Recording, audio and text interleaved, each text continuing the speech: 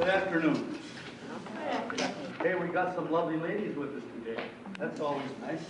You know, I never met a woman I didn't like. I've been tested. You know, Will Rogers once made the statement that I never met a man I didn't like.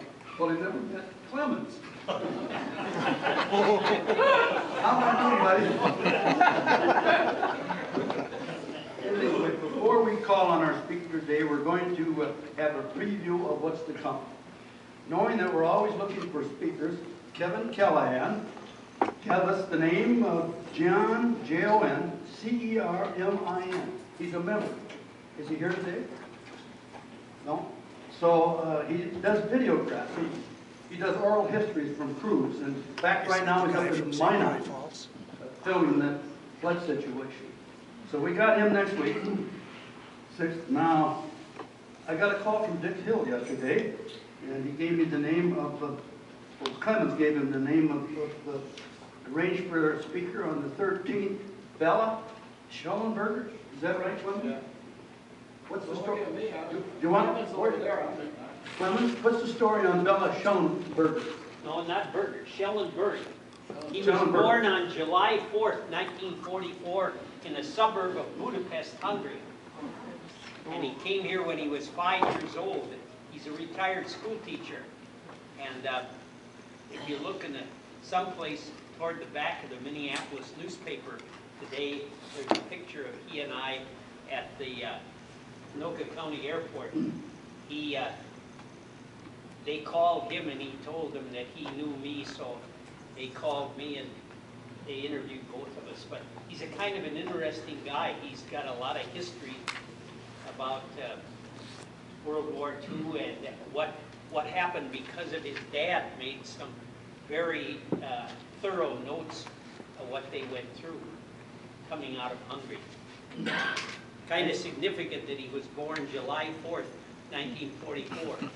That was the birthday of my brother, July 4th, 1944, and he came here with us from Germany when he was 5 years old. Boy, I can't believe that. That's a coincidence. Wow. Vince, when is he a speaker? When is he a speaker? Wasn't he a speaker? Is he going to be a speaker? When? July 15th. 13th, yeah. 13th. Well, we're trying to go around again on World War II guys because in 10 years, they'll all be gone except for Junior Gosling. He'll be 103. We'll have somebody represent us. Who can I pick on if you're gone? So, these guys are, huh? Oh, okay. He got in trouble with some inspectors the other day about smoke detectors, and he really let them have it, but he lost. I'm going to win. I'm going to take him down. Okay. He was a good pilot. Okay, we've got a speaker today called Jim Johns. He's an amazing man. Let's see, I can't possibly tell you of all his achievements. He's written a book, Pearl Harbor. The publishers couldn't believe that one man could have so much crammed in one brain. Well, that's true. He also, incidentally, there's a little secret, unknown secret about he's a virtuoso. He plays the piano. He plays all the classics. But he won't do it for us because I've asked him. Do you have a piano at home? Yeah. No.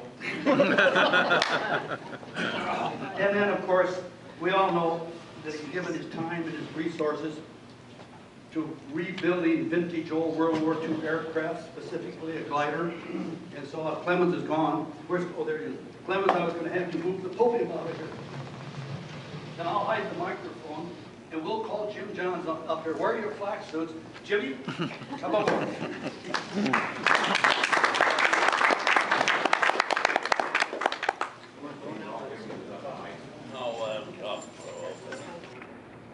No? Well, then how can you answer my question? You will. I changed my subject today. Originally, we were going to see a film on the World War II gliders. But over the last few months, I've been bombarded with casual, nonchalant statements that have gotten me so upset that I decided that I was going to change my briefing today. After I graduated from high school, and at about the time I was starting college, I worked for Mid-Continent Airlines at the time that they transitioned to Branick in August of 1952. I haunted the hangar where all the Doolittle aircraft were modified. I got to know many of the mechanics and personnel who just 10 years before had worked on the aircraft. I became so obsessed with that raid that I got into the archives in the offices in the top of the hangar, and stuff that I got, copies of material, was almost unbelievable that I'm going to use at the conclusion of my briefing today. But the reason that I got going on this was because even one of the volunteers working on our glider project said, oh, by the way, do you know that my next door neighbor worked for Northwest on the B-25s that were on the Doolittle raid? And I said, well, Northwest had nothing to do with the B-25s on the Doolittle raid. Another would say, oh, my cousin worked at St. Paul Holman Field on the Doolittle B-25s. And this stuff would get me so bent out of shape that I decided that today I'm going to set the record straight. And I have show and tell at the conclusion of today's briefing for anyone that wants to dispute or doubt anything that I say. So today's briefing is going to be on the Minneapolis connection to the Doolittle raid. After the Japanese successful attack at Pearl Harbor, December 7th, 1941, the United States and its allies suffered a succession of defeats, as you know. Guam, Wake Island, Hong Kong, Malaya, Singapore, Bataan. FDR called his cabinet in and said, if we don't strike back at Japan soon, real soon, the American people are going to lose support of our armed forces, and they're going to lose confidence in this administration. Well, to strike back at Japan, at the time it was just assumed that any strike on Japan would have to come from China. And every week that they procrastinated, the Japanese were moving farther into China to the point where a trip to Japan would be farther and farther as the weeks progressed. The real surprise would be to hit Japan from the opposite direction, using an aircraft carrier. And of course, the only aircraft that could fly off an aircraft carrier was the North American B-25. It obviously couldn't land back on the carrier, but it would have to continue on from Japan, continue on across the South China Sea to China, through Japanese-occupied China, and then on to friendly China. Lieutenant Colonel Jimmy Doolittle was put in charge of the operation. He went to the people, to the engineers at Wright Field, and he said, you know, I know that the B-25 only has a range of 1,200 miles, but is there a way that that airplane can be modified to almost double its range? I'm thinking in terms of 1,900, maybe 2,000 miles. And this is a priority project. 3 days later, the Wright people got back to him. And they said, well, here's the way it stands. If you can strip everything out of a B-25 that is not nailed down, it would require the installation of a 20-gauge steel, a 20-gauge steel fuel tank of 225 gallons up into the bomb bay. Now that tank would mean the repositioning of all the bomb shackles, which would eliminate the bomb load by 50%, which probably defeats the purpose of doing it. It would also require the installation of a 160-gallon neoprene rubber collapsible tank in the crawlway over the bomb bay.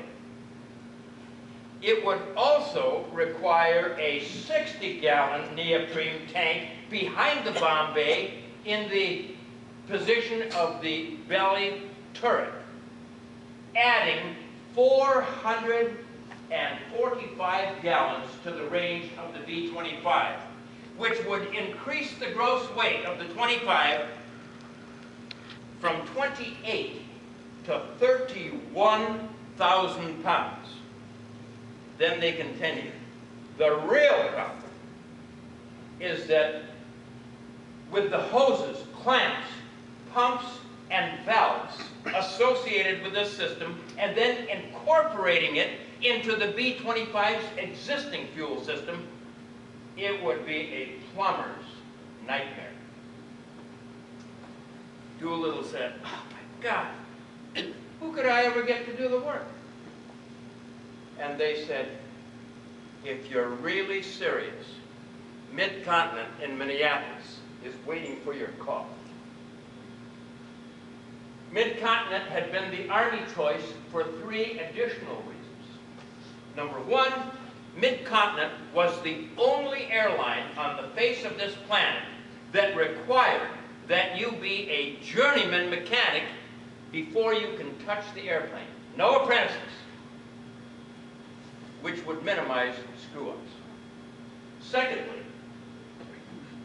Minneapolis was off the beaten path of East-West American air commerce. So a bunch of Army bombers parked around a hangar in Minneapolis is not going to attract attention that it would if it were in Kansas City or St. Louis. And thirdly, ironically, Mid-Continent had just completed a brand new hangar at the very south end of 34th Avenue, south of the old terminal building, which could handle the operation.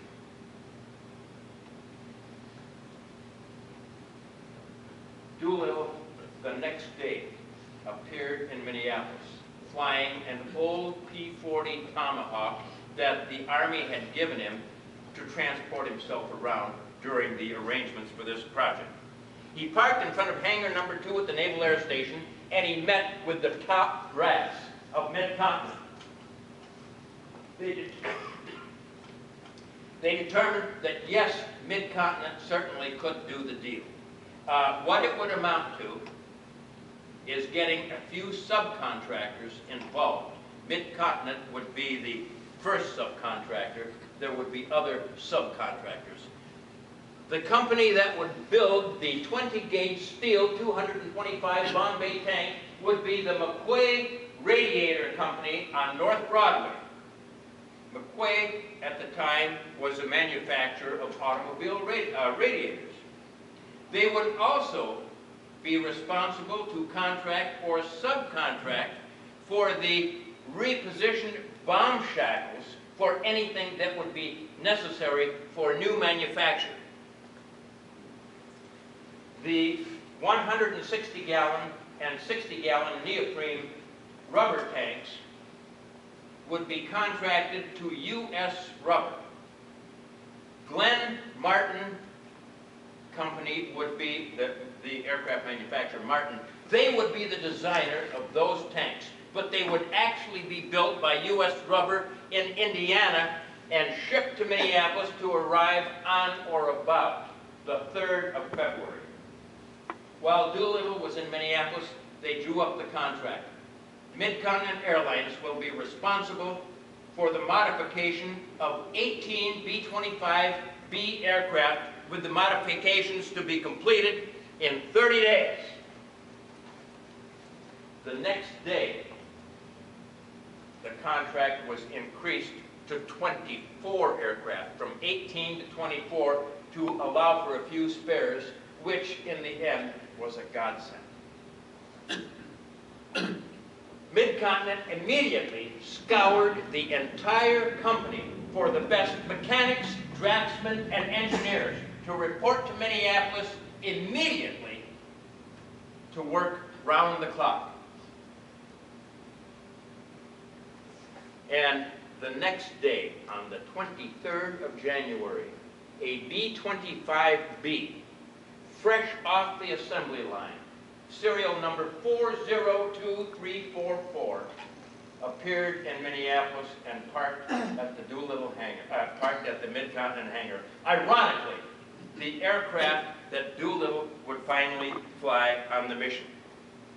The Mid-Continent people crawled all over the aircraft and examined it and determined what had to be done with the new equipment that was coming in to modify the aircraft and such.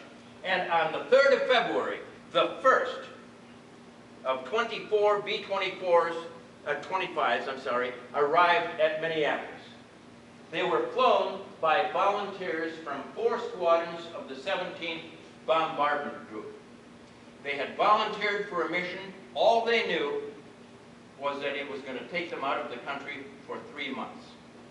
The aircraft were parked at the Naval Air Station because 24 aircraft parked around one airline hangar would certainly raise a lot of eyebrows. So the only aircraft that were allowed at the Mid-Continent hangar were those that within 24 hours coming or going out of the hangar would be parked in front of the hangar. The rest of them would be at the Naval Air Station. The crews now had a week or two with nothing to do. Sure, they could stay at the Naval Air Station in quarters, but who wants to do that? Virtually all of them checked in at the old Dyckman Hotel in downtown Minneapolis, where they would wander Hennepin, Nicollet, and Marquette avenues, speculating on what they had volunteered for. Meanwhile, Mid-Continent found that in their new hangar, by nosing in one airplane alongside a tailed-in aircraft, they could complete 1 aircraft per, 1 3/4 aircraft per 24 hours, which meant that they could complete the project not in the 30 days given them, but in 15 days. Well, obviously, the security around the Mid-Continent hangar was something else. These were not airport security, this was Army security and armed with automatic weapons. The airport manager, Will Chamberlain, and the tower chief both were curious. What the hell is going on at Mid-Continent? And as they both, and this is recorded by them, as they both on their own approached the Mid-Continent hangar, they were met by armed guards who had orders that unless they turned around and departed immediately, they would be arrested and jailed as spies. That was tough security. Well, as the B-25s were completed, the crews reported back, again, the airplane from the Mid-Continent hangars were moved back to the Naval Air Station. They reported to the Naval Air Station to pick up their aircraft, and in climbing in the cockpits and looking over the logs as to what had been done and such, their airplane now grossed out at 31,000 pounds. They all speculated that, my God, whatever we have volunteered for, wherever we're going, is going to have mile-long runways to get these overgrossed airplanes into the air. Somebody was going to get a mighty big surprise. They all flew on to Eglin Field. At Eglin Field, they started their training for short field takeoffs on an airfield that was out in the middle of nowhere that today is part of Hurlburt Air Force Base, where the B-25 at 28,000 pounds required 1,500 feet at 90 miles per hour to get into the air. They would be trained now by the Navy to take the 31,000-pound aircraft off of 500 feet at 50 miles per hour. Every one of them thought it impossible, absolutely impossible. How can you take a heavier airplane off a shorter field than it took you with a lighter airplane? but they were to do it. The navigators were all updated and rebriefed on celestial navigation. The top turret or dorsal turret gunners were all busy working on the electrical systems of the top turrets that never did function properly through the entire rig. By the way, 2 of the B-25s washed out at Eglin, or actually at Hurlburt. Lifting into the air, pulling the gears too soon before the airplane was definitely in the air, and pancaking on the ground. When the training was completed, they were ordered to Alameda, California. Upon arriving at California, they were asked, do you have any problems? 6 aircraft had engine mechanical squawks. There was not time to do anything about it. Only 16 of the original 24 were hoisted aboard the carrier Hornet that set immediate sail to sea. And in a few days, they would be met by the carrier Enterprise and an entire task force. Under the original plan, they were to proceed to a point 400 miles from Japan, where on the evening of the 19th of April, they would launch their aircraft, all to fly to pre-designated 5 Japanese cities to bomb, and then continue on across the South China Sea to China. But on the morning of April 18th, at 6 o'clock in the morning, they were spotted by a Japanese trawler. Not 400 miles from Japan, not 500 miles from Japan, not 600 miles from Japan, but 650 miles out. There would not be enough fuel to make it to their destination at Chukau, where there was supposed to be a non-directional radio beacon established that they could home in on. The decision had to be made: go right now or cancel the mission. The decision was made to go right now. Fortunately for them, the Japanese trawler had radioed Japan of the presence of the carrier task force. But in Japan, they assumed that the presence of a carrier means single-engine aircraft that don't have the range of bombers. It's going to be at least 2 days before we have to worry about it. At 8 o'clock in the morning, Doolittle lifted the first aircraft off the Hornet, followed by the balance of them. They all hit their targets, and they all continued on toward China. Each aircraft, by the way, before they departed, was given, because they would not have enough fuel to make Chukau, each aircraft was given 10 5-gallon cans of fuel, which was estimated to give them an additional 20 minutes of flying time, which still wasn't enough. But hopefully it would be enough to get them out of Japanese-controlled territory in eastern China. As evening set in, so did the weather. And as you aviators know, the time to run out of fuel or to be low on fuel is not at night and in bad weather. They started abandoning the airplanes, bailing out, bellying, or ditching in the East China Sea. Of the 80 airmen that had originally taken off, a few were killed in bailouts, 2 crews were captured, 3 of those in those 2 crews were executed by the Japanese. 1 died of malnutrition. But after the war, the Doolittle Raiders decided to hold their 3rd reunion in Minneapolis at the old Dyckman Hotel where they had started. And now They said that they wandered the streets of Hennepin, Nicollet, and Marquette, remembering that the last time they walked those streets, they were speculating on where they were going and what they would do. There was even a side trip in that reunion out to the old Mid-Continent hangar where everything was are.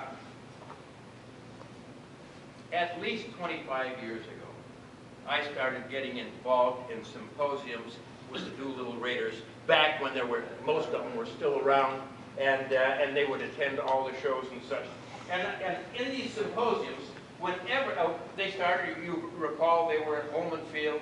From Holman Field, they went to South St. Paul, and now from South St. Paul, they're at Flying Cloud, where there's virtually none of the Doolittle Raiders left. But whenever I talked to one of the pilots or co-pilots, I would ask, because I've been so fascinated with the Lifetime, how is it that you can get a heavier airplane off the runway in a shorter period of time than you can get a lighter airplane? And they all gave me the same answer. So this has to have been it for those of you that absolutely have to know. They would hold their brakes, run up to full power on the R2600-13s to 44 inches of manifold pressure. They would crank in total up elevator trim.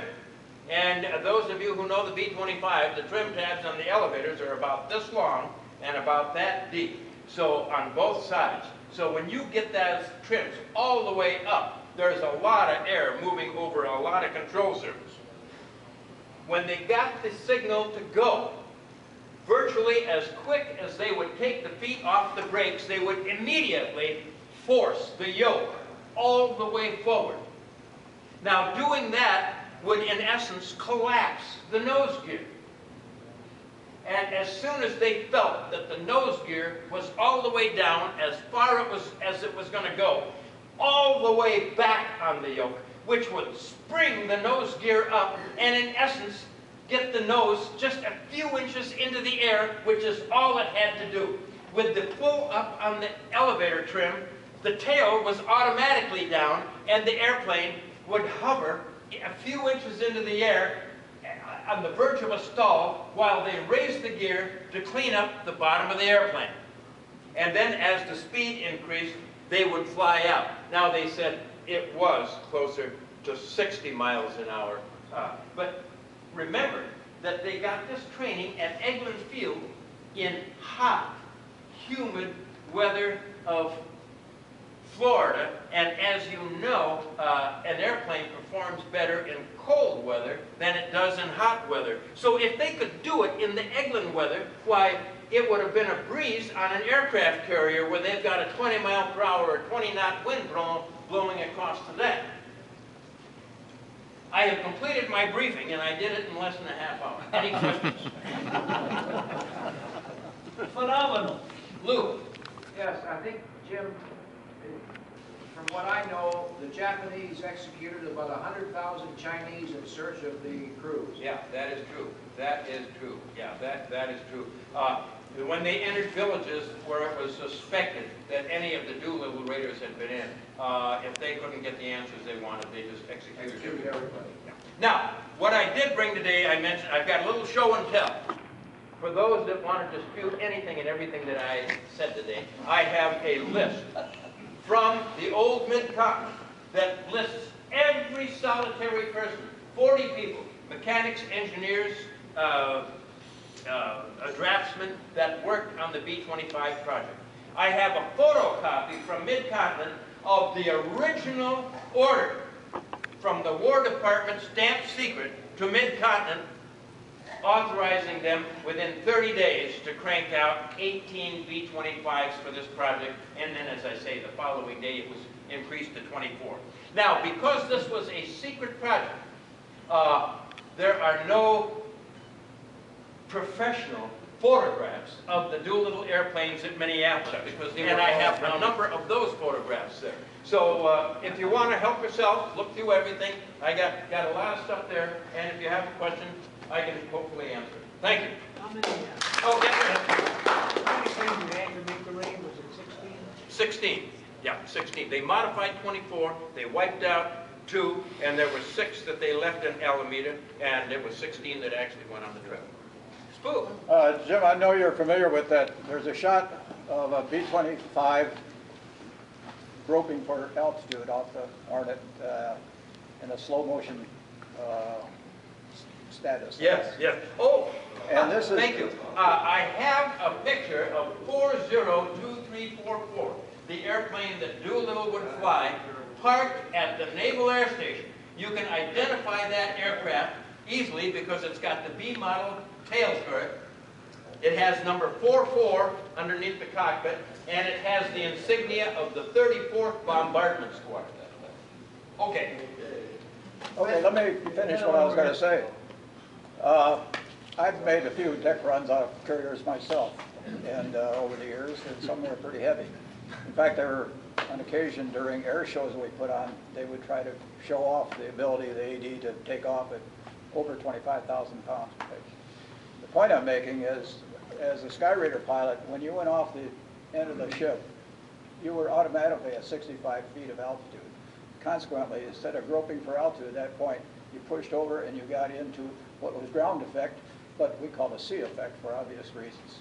And you just picked up your airspeed, and I wonder why they didn't use that technique for the Doolittle Raiders. Good question. I mean, you can't practice that on land. No, you can't. You know, and ironically, those of you who have ever read 30 Seconds Over Tokyo, you probably recall that Ted Lawson himself said that when they were ready in position, they lowered the flaps to takeoff position, which, by the way, on these was full flaps, not takeoff flaps, but full flaps. And then when he returned the handle to the neutral position, he automatically missed the neutral position, and it went all the way to the up position. So the flaps went down, and then they came back up again. So he ended up taking off with no flaps. Luke. Jim, one thing if I may add, in 1992, at Plains of Fame, we had the 50th anniversary of the Doolittle Raiders. And I didn't know, a lot of people think that the B-25s way in the back end had a longer takeoff run. But they all taxied up to the spot where Doolittle started out to visit the island. Yes, yes. And that was something that I didn't know until we had that reunion. So they all took off at the same spot. They all took off from the, yeah, what Lou was saying is that you'd think that the 16th aircraft in the back of the carrier would have a 500-foot extra deck, but they didn't. They all took off from the same spot, and from that spot forward, there were 2 white lines painted down the runway, one for the nose wheel, one for the left wheel. And if the pilot kept his nose gear on that line, he would clear the island by 6 feet. Incidentally, so many B-25 pilots during World War II would, on their own, experiment and try and get their aircraft into the air in as short a possible takeoff run as they could. And so many B-25 pilots wiped out their B-25s trying to do it, until there was finally a standard order in the Army Air Force that no pilots will do short field takeoffs unless specifically called for in orders. Spook. Yeah, I've got a little time in the B-25 So have I. CAF, and one of the things that gets your attention is you rotate at 85 miles an hour. However, at that point, if you lose an engine, you have to accelerate to 145 miles an hour. And the only way you can do that is to pull the power back on a good engine. Otherwise, you can't control the airplane, and you meet the ground upside down. And the worst one for that was the Martin. Okay. Ralph. Do you visit with Doolittle's co-pilot Cole when he comes here in the summer? Yes, I am going to be doing a symposium with Cole, yes, at the air show, yeah. Yes. How many were in the total crew? Did they have no gunners or anything? They had 5. Yeah, each crew had 5, yeah. The pilot, the co-pilot, the navigator, the gunner, and navigator, gunner, and Radio man. Radio. No. And Bombardier. No radio. Go to Mr. Target. No, okay, so like I say, I've got this stuff back here.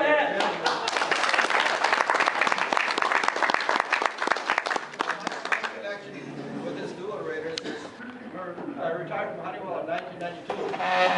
I got a job at security at the airport, making $4.25 an hour in the Red Concourse. And one day, Brian Boone brought a whole bunch of Chinese that had never been out of the country through my station. The ones that helped rescue the dual raiders. Wow. What I've got here, Jim, yes, right here. What? yes, sir. Have you written a book about the cover today? There's so many good publications. The best one being Klein publication. There's so many good stuff, so much good stuff on the Doolittle Raider. No one could ever improve on what's already been written. Here is a list from Mid-Continent Airlines. Any of that stuff? 'Cause I hear it all the time.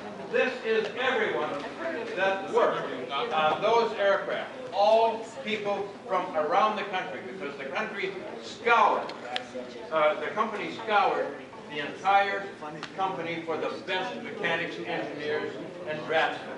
And these are those people and their jobs.